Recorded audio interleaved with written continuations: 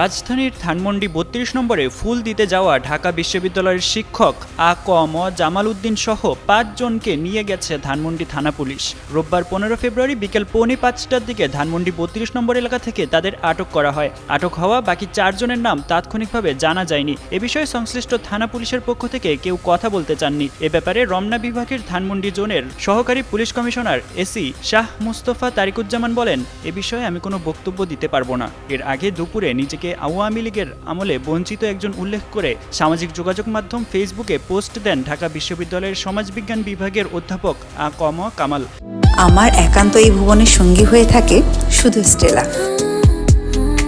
পোস্টে তিনি লেখেন, ধানমন্ডি ৩২-এ জাতির পিতা বঙ্গবন্ধু শেখ মুজিবুর রহমানের ভঙ্গ বাসভবনে গমন করে অশ্রুপাত ও শ্রদ্ধাঞ্জলি নিবেদন করব আজ বিকেল ৪টায়। আপনাদের দলে দলে যোগদান করার অনুরোধ করছি।